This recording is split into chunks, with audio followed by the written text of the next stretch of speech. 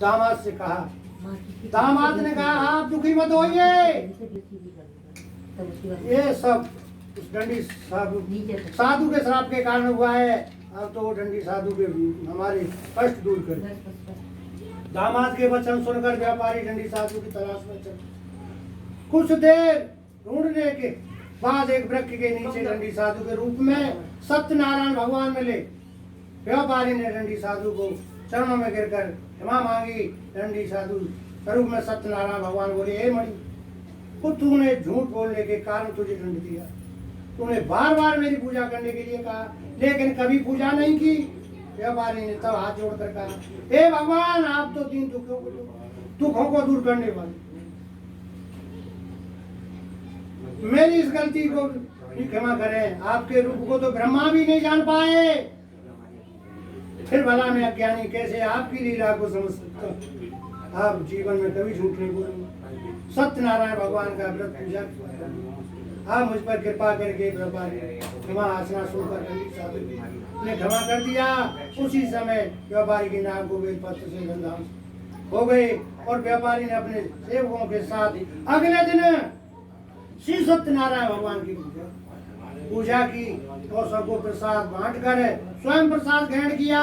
व्यापारी अपने नगर की ओर चल पड़ा और अपने नगर में पहुंचकर व्यापारी ने एक सेवक को अपने घर भेजा।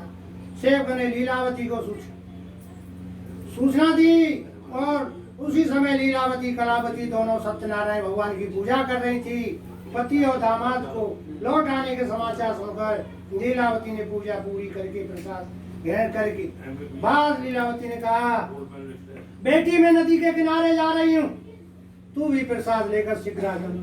ये कहकर लीलावती नदी की ओर चल पड़ी, परंतु कलावती पति से मिलने की खुशी में प्रसाद ग्रहण किए बिना घर से निकल कर नदी के किनारे जा पहुंची। उसने प्रसाद ग्रहण न करने के कारण सत्यनारायण भगवान क्रोधित हो गए। उन्होंने व्यापारी को नाव को जल में डुबा दिया। अपने पति को वहां न देखकर कलावती रोना शुरू कर दिया। तब व्यापारी ने कहा, पुत्री अवश्य तुझसे कोई भूल हुई है, इसलिए श्री सत्यनारायण भगवान ने तुझे दंड दिया। तब व्यापारी ने सत्यनारायण भगवान की प्रार्थना की, भगवान मेरे परिवार से किसी स्त्री पुरुष से कोई भूल हुई है तो उसे अवश्य क्षमा कर दो। तभी आकाशवाणी हुई, है मणिपुत्र, तेरी कन्या प्रसाद ग्रहण किए बिना चली जाएगी। यदि ये घर पहुंचकर तेरी कन्या प्रसाद